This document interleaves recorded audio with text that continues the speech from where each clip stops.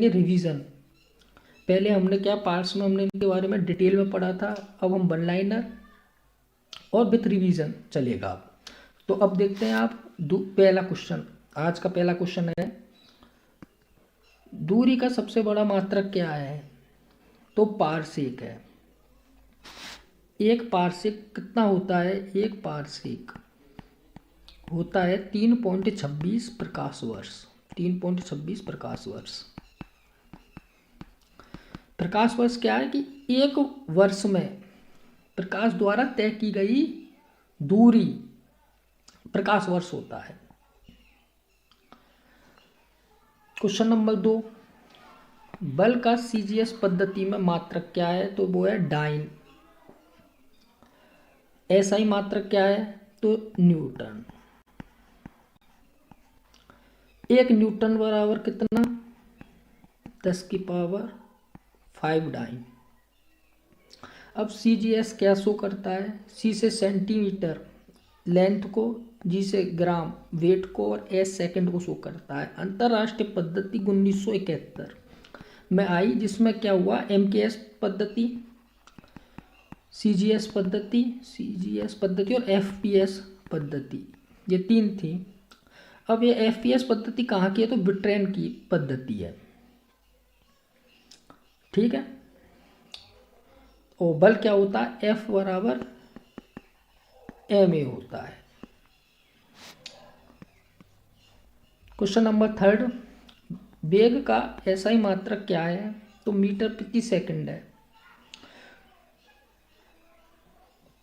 Question number 4, त्वरण का ऋणात्मक मान क्या कहलाता है? मंदन कहलाता है। त्वरण का ऋणात्मक मान मंदन है। जैसे त्वरण अगर 10 है तो मंदन वाला कितना हो गया भाई? -10। अब वेग में परिवर्तन की दर, तो वेग क्या? मीटर प्रति सेकंड, और वेग में परिवर्तन की दर त्वरण है की दर की वजह से एस और आ गया, तो मीटर प्रति सेकंड स्क्वायर क्या हो गया आपके पास? त्वरण हो गया। और वेग क्या है? विस्थापन में परिवर्तन की दर, तो एस एक और आ गया। ये आपके पास वेग है। ठीक है। अब क्वेश्चन नंबर 5 देखते हैं कि वृत्तीय गति है किस प्रकार की गति है? तो तुरंत गति है। वृत्तीय गति होती क्या है? तो वस्तु वृत्ताकार पथ पर गति करती है, उस गति को हम वृत्तीय गति कहते हैं। वृत्ताकार पथ है, इस पे गति कर रही है वस्तु, यही है वृत्तीय गति। तो ये किस प्रकार की है? तो ये तुरंत गति है। अब एक बात और कि वेग की दिशा है ना, इसमें प्रत्येक बिंदु पर बदलती रहती है वृत्तीय गति में। क्वेश्चन नंबर 6, कोणीय वेग को व्यक्त करते हैं ओमेगा से। ओमेगा से व्यक्त करते हैं हम कोणीय वेग को। अब कोणीय वेग है क्या? तो देखेंगे अभी कोणीय वेग क्या है। वृत्ताकार मार्ग पर गतिशील कण को वृत्त में केंद्र से मिलाने वाली रेखा 1 सेकंड में जितने डिग्री से वो घूमी है, तो उससे उस कण का कोणीय वेग कहते हैं। कोणीय वेग देखो अब आप, ये वृत्ताकार पथ हो गया, ये गतिशील कण है, ये इसका सेंटर है, एक रेखा यहाँ से मिला दी। अब ये घूम रही है ना, ये यहाँ तक पहुँची, तो इन्होंने 1 सेकंड में कुछ थीटा कोण बनाया है घूमने से, तो ये ना यही क्या है? कोणीय वेग। यहाँ से यहाँ तक पहुँची है, कोणीय वेग है ये। कंप्लीट। क्वेश्चन नंबर 7 देखते हैं। सरल मशीन किस सिद्धांत पर काम करती है? बल आघूर्ण सिद्धांत पर काम करती है। सरल मशीन होती क्या है? तो सरल मशीन है किसी सुविधाजनक बिंदु पर बल लगाकर किसी अन्य बिंदु पर रखे वजन को या वेट को हम उठाते हैं ना, वही सरल मशीन है। ठीक है। सुविधाजनक पॉइंट पे अपन क्या लगाएंगे? बल, और अन्य बिंदु पर रखी हुई भार को हम उठाएंगे, वही क्या है हमारे पास? सरल मशीन। सरल मशीन के एग्जाम्पल्स में आते हैं उत्तोलक, घिरनी और स्क्रू जैक। ये एग्जाम्पल है स्क्रू जैक। अब देखते हैं बल आघूर्ण सिद्धांत पर काम करती है। तो बल आघूर्ण क्या है, तो बल इंटू आघूर्ण भुजा। अब इसमें मात्रा भी है और आघूर्ण भुजा एक डायरेक्शन भी रखती है। तो इस तरह ये राशि क्या है, सदिश राशि है। ठीक है। बल द्वारा पिंड को एक अक्ष के चारों ओर घुमाने की प्रवृत्ति कहलाती है क्या, बल आघूर्ण। पेचकस से हम एक नट बोल्ट को कस रहे हैं एक अक्ष के चारों ओर घुमाकर, इस तरह गोल गोल गोल, तो वो क्या है, बल आघूर्ण है।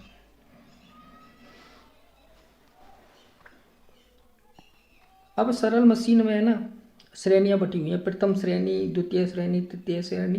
तो प्रथम श्रेणी के बारे में देखेंगे कि क्या है। प्रथम श्रेणी के उत्तोलकों का एग्जाम्पल पूछा तो अपन ने लिखा कैंची, प्लास, साइकिल ब्रेक। एग्जाम में इस तरह से आते हैं कि प्रथम श्रेणी का उत्तोलक निम्न में से है, तो हमें कैंची डन करना है। ऑप्शन हो प्लास, प्लास पे डन करना है। अब क्या होता है प्रथम श्रेणी का उत्तोलक, सरल मशीन के पार्ट है प्रथम श्रेणी का उत्तोलक। तो प्रथम श्रेणी का क्या होता है उत्तोलक, आलंब होता है, इसमें एफ, आयास होता है ई, और भार होता है डब्ल्यू। अब आलंब ई क्या है, तो जिस बिंदु के चारों ओर उत्तोलक छड़ घूमती है ना, उसे कहते हैं हम आलंब, एफ से डिनोट किया इसे। आयास ई, उत्तोलक को उपयोग में लाने के लिए जो बल लगा है ना, उसे कहते हैं क्या, आयास। और डब्लू, जो वजन, जो रुकावट हटाई गई है, उसे कहते हैं हम भार, डब्लू। तो प्रथम श्रेणी के उत्तोलकों की क्या खासियत है कि जो आलंब है ना, ये आयास और भार के बीच में रहेगा, यहाँ रहेगा आलंब। अब आप कहोगे कैसे, तो कैंची है, कैंची में एक पॉइंट है यहाँ, ठीक है, इस तरीके से वो काम करती है। प्लास में भी वही एक पॉइंट होता है बीच में, और इस तरीके से ये निकला रहता है। और प्रथम श्रेणी के आधार पर ही साइकिल का ब्रेक काम करता है। अब ये एफ बीच में कैसे है कि उसी के उत्तोलक उसी के हिसाब से तो घूमता है। कैंची को जब हम इस्तेमाल करेंगे तो वो मिड पॉइंट के अकॉर्डिंग ही तो चलती है। तो ये हो गया हमारा प्रथम श्रेणी का उत्तोलक। अब आगे हम द्वितीय श्रेणी का उत्तोलक देखेंगे, फिर तृतीय श्रेणी का उत्तोलक। अब क्वेश्चन नंबर 9, द्वितीय श्रेणी के उत्तोलकों में यांत्रिक लाभ कितना होता है, तो एक से ज़्यादा होता है। सरल मशीन देखी, उसमें उत्तोलक के टाइप देखे थे, प्रथम श्रेणी का, द्वितीय श्रेणी का, तृतीय श्रेणी का, भी आया द्वितीय श्रेणी। तो द्वितीय श्रेणी के उत्तोलकों में क्या खासियत होती है, तो F और E के बीच में W रहेगा, भार कहाँ रहेगा, आलंब और आयास के बीच में। उदाहरण देखो आप द्वितीय श्रेणी के उत्तोलकों के, तो सरोता, नींबू निचोड़ने की मशीन, उसमें भार कहाँ रहता है, बीच में रहता है। अब देखेंगे क्वेश्चन नंबर 10, तृतीय श्रेणी के उत्तोलकों का उदाहरण क्या है, तो चिमटा है और मनुष्य का हाथ है। यांत्रिक लाभ कितना होगा, हमेशा एक से कम होगा, ठीक है। इसमें एफ, डब्ल्यू और ई की क्या कंडीशन होती है, तो एफ और डब्ल्यू के बीच में होगा आपका क्या, ई। आयास कहाँ होगा, आलंब और बेट के बीच में होगा। ये हमारा तृतीय श्रेणी के उत्तोलकों की खासियत होगी, जिसमें यांत्रिक लाभ एक से कम है। क्वेश्चन नंबर 11, गुरुत्व केंद्र क्या है, तो जहां वस्तु का समस्त भार कार्य करता है, पूरा भार कार्य करेगा, वही गुरुत्व केंद्र, जिसे स्मॉल डी से डिनोट करते हैं।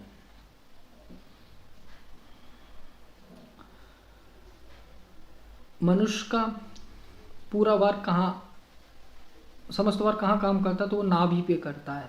पूरा वेट कहाँ पे, नाभि पे, स्मॉल जी। क्वेश्चन नंबर 12, कार्य करने की क्षमता होती है ऊर्जा। कार्य करने की क्षमता को क्या कहते हैं हम? ऊर्जा। कार्य और ऊर्जा की मात्रा क्या समान है? जूल। क्वेश्चन नंबर 13, कार्य द्वारा प्राप्त ऊर्जा कहलाती है यांत्रिक ऊर्जा कहलाती है। गतिज ऊर्जा प्लस स्थितिज ऊर्जा क्या कहलाती है? यांत्रिक ऊर्जा। गति के कारण आई ऊर्जा, गतिज ऊर्जा हाफ mv², और संवेग की फॉर्म है p²/2m। स्थितिज ऊर्जा स्थिति की वजह से आई ऊर्जा, कार्य करने की जो क्षमता आई है तो वो होती है mgh। क्वेश्चन नंबर 14, अश्व शक्ति इकाई किसने दी है? किसकी है ये? शक्ति की है। शक्ति का SI मात्रक क्या है? वाट है। किसने दिया? ये जेम्स वाट ने दी है। एक अश्व शक्ति बराबर कितना वाट? तो 740 वाट होता है। शक्ति क्या है? कार्य करने की दर है। की दर मतलब कार्य करने की दर, W/T की दर। किसकी दर? कार्य करने की। और कार्य करने की क्षमता ऊर्जा होती है। क्वेश्चन नंबर 15, ग्रहों का नियम किसने दिया? केपलर ने दिया। पृथ्वी गोल है, ये बात हमें किसने बताई है? तो ये बात हमें बताई है पाइथागोरस ने। पाइथागोरस जी ने बताई है कि पृथ्वी गोल है सबसे पहले। क्वेश्चन नंबर 16, उपग्रह कक्षा छोड़कर पलायन करेगा। कब करेगा उपग्रह? जैसे ये उपग्रह क्या है? जो ग्रह के चक्कर लगा रहा है वही उपग्रह है। तो वो अपनी कक्षा को छोड़ के पलायन कर जाएगा। कब कर जाएगा? जब उपग्रह का हम कक्षीय वेग √2 गुना कर देंगे। √2 गुना का मतलब कितना होता है? 1.14। ठीक है। और हम देखते हैं कि पृथ्वी का पलायन वेग कितना है? तो 11.2 किलोमीटर प्रति सेकंड है पृथ्वी का पलायन वेग। इस वेग से वस्तु फेंक दी तो अंतरिक्ष में चली जाएगी, वापस नहीं आएगी। और चंद्रमा का पलायन वेग कितना? तो 2.35 किलोमीटर प्रति सेकंड। सूर्य का पलायन वेग कितना? 42 किलोमीटर प्रति सेकंड। ठीक है। क्वेश्चन नंबर अब देखते हैं हम 17, कि द्रव्यों का क्वथनांक दाब बढ़ाने पर क्या करेगा? क्या शो करेगा? तो दाब भी बढ़ाएंगे तो क्वथनांक बढ़ जाएगा, बढ़ता है। ठीक है। द्रव्यों का क्वथनांक दाब बढ़ाने से बढ़ जाता है। अशुद्धियां मिलाएंगे तो दाब बढ़ जाएगा। अशुद्धि मिलाने से क्या है? दाब बढ़ता है। ठीक है। क्वथनांक क्या है? बॉइलिंग पॉइंट क्या है ये? कि एक नियत ताप पर, नियत ताप जिस पर कोई द्रव्य है ना उबलकर द्रव्य अवस्था से वाष्प अवस्था में चला जाए तो वो नियत ताप है ना द्रव्य का क्वथनांक कहलाता है। क्या कहलाता है? द्रव्य का क्वथनांक कहलाता है। और दाब घटाने से द्रव्य का क्वथनांक भी घटेगा। दाब बढ़ाएंगे तो क्वथनांक भी बढ़ेगा, दाब बढ़ाएंगे तो क्वथनांक भी बढ़ेगा। ठीक है। अब आगे देखते हैं कि वो एक ये हो गया ना कि द्रव्य अवस्था से वाष्प अवस्था में चला गया तो हमने कहा कि वही क्वथनांक एक निश्चित ताप पर। अब देखते हैं हम एक वाष्पीकरण, उसमें भी तो द्रव्य से गैस में ही जाती है वस्तु, तो यह किसी भी ताप पर हो सकता है। क्या? वाष्पीकरण। जैसे कि बर्फ से भाप का निकलना, निकल तो भाप ही रही है, वाष्प। ठीक है। हैंडपंप के पानी से भाप निकल रही है तो वो किसी भी ताप पे हो सकता है। इसका मतलब ये नहीं कि 60 डिग्री पर होगा तो क्वथनांक 60 पे 70 पे इस तरह होता है, 100 पे, लेकिन 150 पे इस तरीके से ये शो करता है। लेकिन वाष्पीकरण है ना, ये किसी भी ताप पर कर सकता है। जैसे बर्फ देखो ठंडी होती है फिर भी वाष्प निकलती है। क्वथनांक में एक निश्चित ताप पर वाष्प में बदलेगा। ठीक है। अब हम क्वेश्चन नंबर 18 देखेंगे कि वायु 18 में है, वायुमंडलीय दाब किस में मापते हैं? तो किस में मापते हैं? बैरोमीटर में मापते हैं वायुमंडलीय दाब को। इसका SI मात्रक क्या होता है वायुमंडलीय दाब का? तो ये होता है भाई बार। वायुमंडलीय दाब काम क्या करता है? तो हमें मौसम का पूर्वानुमान बताता है। एक बार बराबर कितना होता है? तो 10 की पावर 5 न्यूटन। अब वायुमंडलीय दाब को मापते किसमें? बैरोमीटर में। ये तो हो ही गया। तो बैरोमीटर में क्या भरा होता है? पारा। वायु दाब सबसे ज़्यादा कहाँ मिलेगा? तो समुद्र तल पे मिलेगा। इसीलिए तो समुद्र तल पे हम इसे सेट करते हैं, ग्राफ को देखते हैं। ठीक।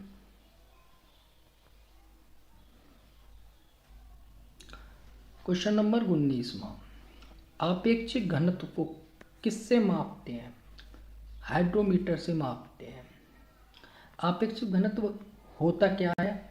तो वस्तु का घनत्व बटे 4 डिग्री सेल्सियस पर पानी का घनत्व। ठीक है।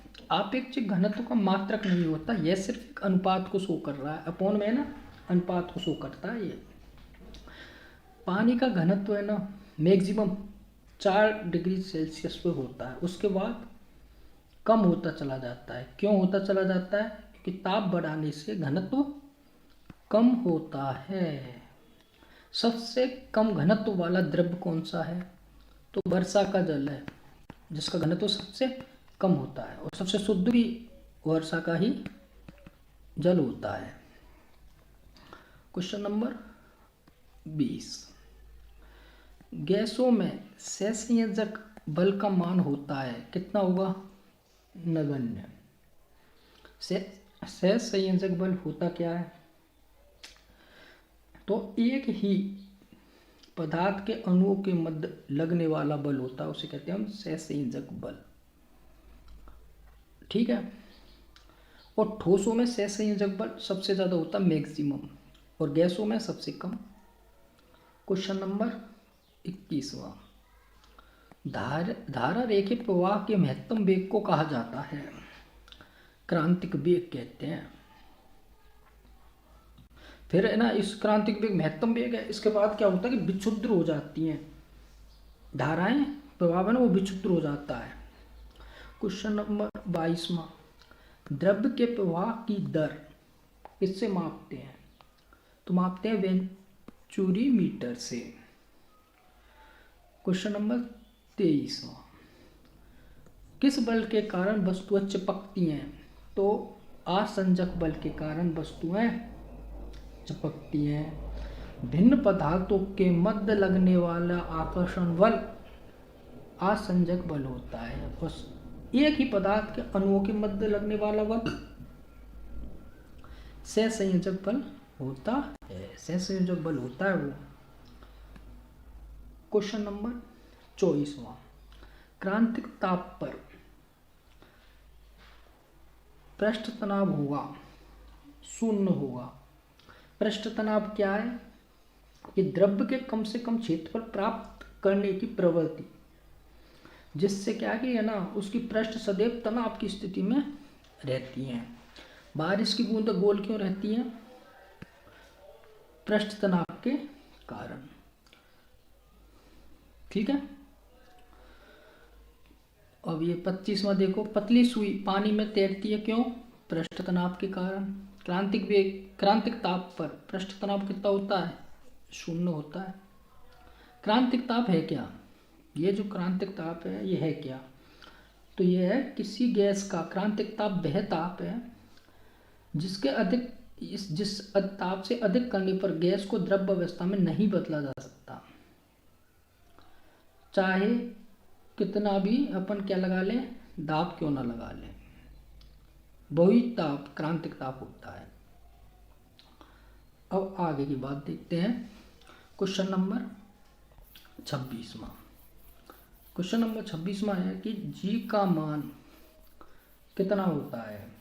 तो जी का मान होता है 6.67 multiply 10⁻⁻11 newton metre square upon kg square. ठीक है। तो कैपिटल जी बराबर क्या होता है देखते हैं अभी। एफ बराबर जी m1/m2 आर स्क्वायर ये हो गया। इस जी को पक्षांतरण किया तो हमें ये प्राप्त हुआ m1/m2। ठीक है। अब इनकी बीमाएँ रखेंगे, इनके मात्रक रखेंगे। एफ का न्यूटन होता है, रेडियस मीटर में नापेंगे। m1/m2 kg², घात है गुना में जुड़ जाती है, तो यही चीज़ यहाँ पे आ गई। ठीक है। इससे भी माप भी निकाल सकते हैं हम, निकाल लेना इससे भी माप। ठीक है। क्वेश्चन नंबर 27 न्यूटन की गति के पहले नियम को कहा गया है गैलीलियो का नियम, जड़त्व का नियम, ये दोनों कहा गया है। ठीक है। कार्य और ऊर्जा का मात्रक समान होता है, हाँ होता है। तो कौन सा मात्रक है भाई? जूल है। कौन सा है? जूल। क्वेश्चन नंबर 29 प्रकाश विद्युत प्रभाव की खोज किसने की? हाइटल्स ने। प्रकाश विद्युत प्रभाव की व्याख्या किसने की? आइंस्टीन ने की। किसने की? आइंस्टीन ने की। आधुनिक भौतिक विज्ञान के जनक आइंस्टीन। E बराबर mc², आइंस्टीन। सापेक्षता का सिद्धांत आइंस्टीन। अब देखते हैं हम क्वेश्चन नंबर 30 भार का मात्रक है तो न्यूटन है। ठीक है। न्यूटन जी है। भार क्या है? सदिश राशि है। जी के कारण भार बदलता रहता है, चंद्रमा पे पृथ्वी पे बदलता रहता है। चंद्रमा और पृथ्वी का क्या जी? 1/6 रेशो पे चलता है। अब W को हम ऐसे लिखेंगे ना, मास इंटू जी। ठीक है। गुरुत्व त्वरण लिख दिया। अब इसकी बीमा जो जी का मान पहले होता है क्या? 9.8 मीटर प्रति सेकंड स्क्वायर ये होता है, तो मीटर सेकंड स्क्वायर। ठीक है। तो अब ये मीटर प्रति सेकंड स्क्वायर कैसे आया? तो स्मॉल जी बराबर होता है कैपिटल जी m/r²। अब इसमें ना आप कैपिटल जी की वैल्यू रखेंगे। अब रखो, कैपिटल जी क्या होता है? r²/m1/m2। ठीक है। ये रख दी।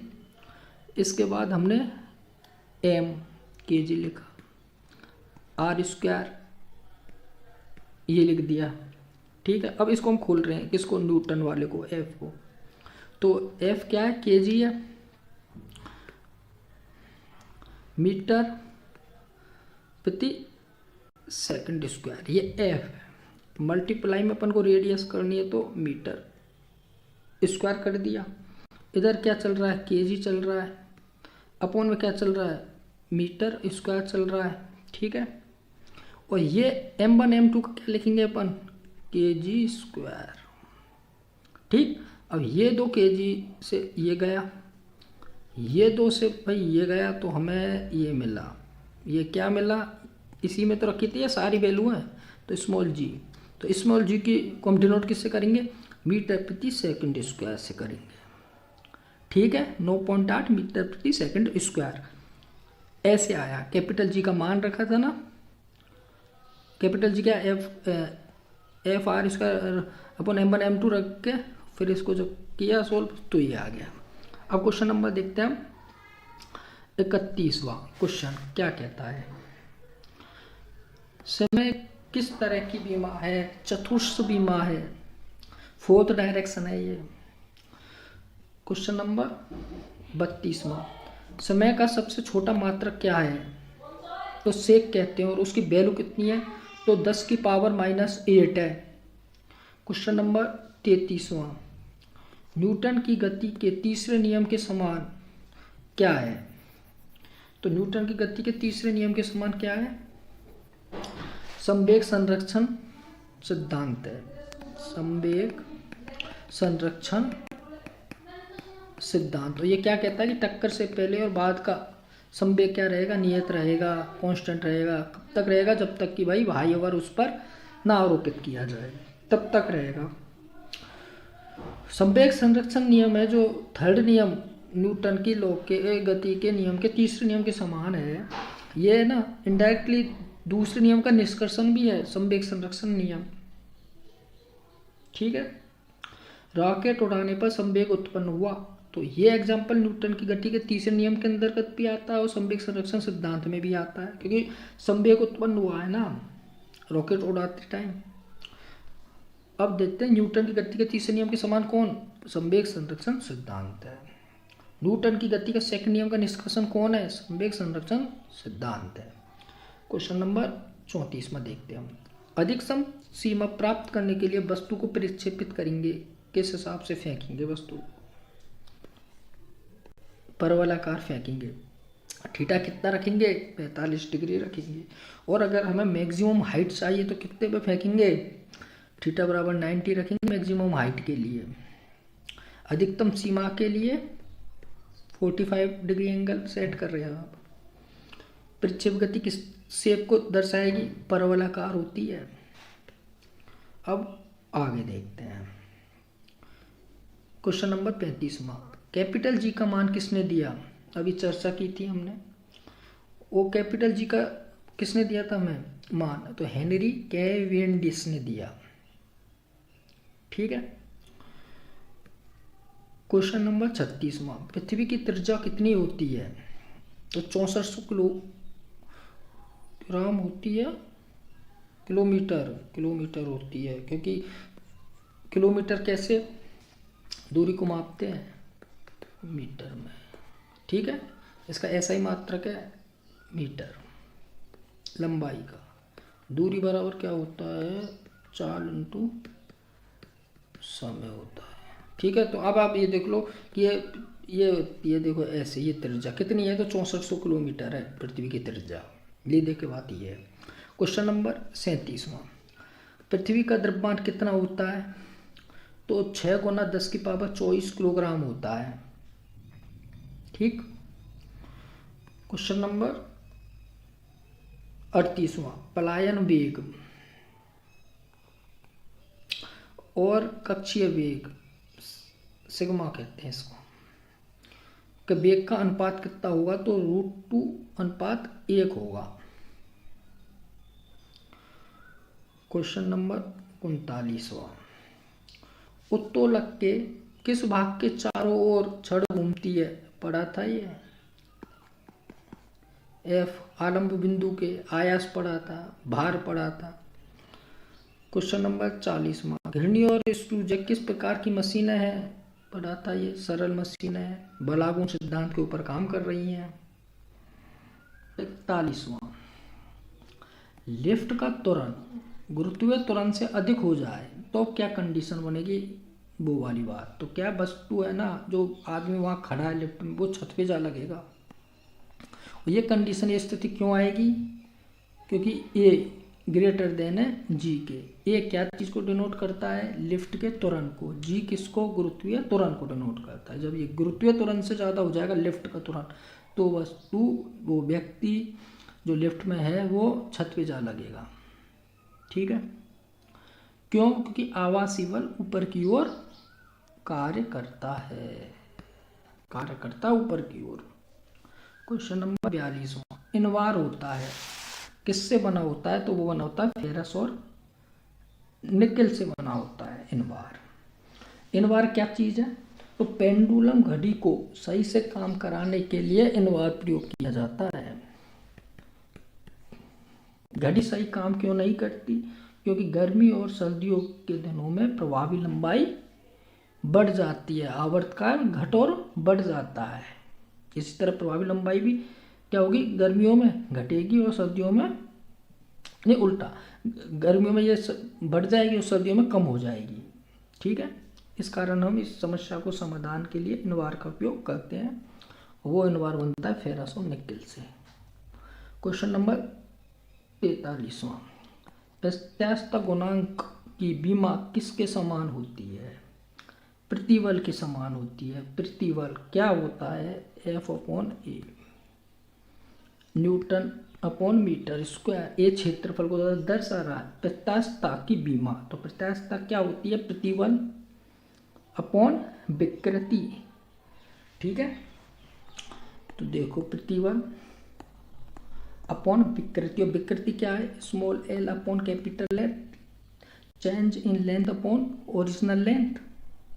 ठीक है, अब हम उन्हें कट करते हैं, तो अब हमें क्या आएगा, ये जो है ये यहाँ जाएगा, ये यहाँ आएगा, ये से ये कट गया, तो हमें क्या मिला, न्यूटन प्रति मीटर स्क्वायर ही मिला लास्ट में जाके।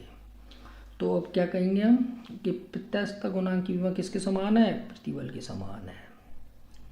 क्वेश्चन नंबर 44, किस राशि का यूनिट और विमा नहीं होती, तो विकृति की नहीं होती, स्ट्रेन की।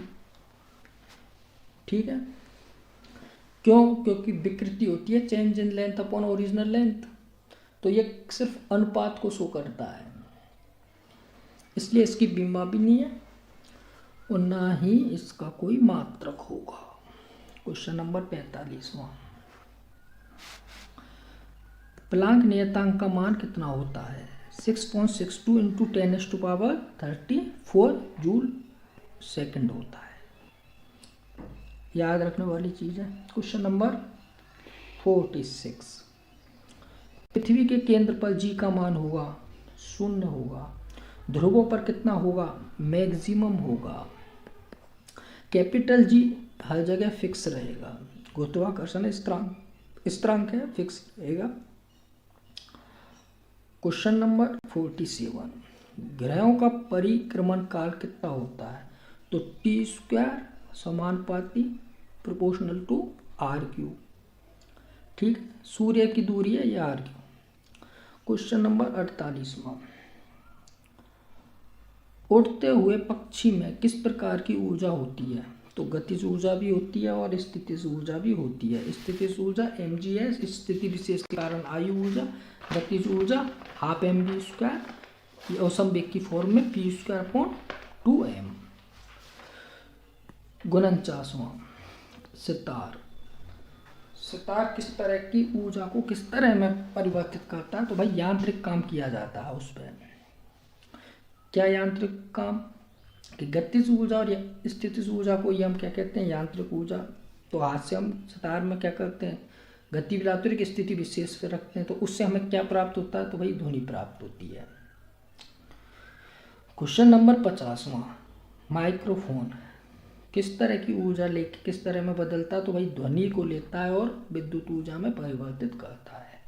तो ये आज के हमारे 1 लाइनर क्वेश्चन है, डिटेल में बताए हैं, रिवीजन हुआ हमारे पार्ट 4 का जो हमने पहले पढ़ाए थे। तो चैनल को लाइक करें, शेयर करें और सब्सक्राइब करें। अब हम बाकी के हमारे जो पार्ट्स हैं उनके बारे में पढ़ेंगे, जिसमें प्रकाश है, ध्वनि है, दर्पण, विद्युत धारा, उनके बारे में पढ़ेंगे। उसके बाद उनके न्यूमेरिकल्स करेंगे।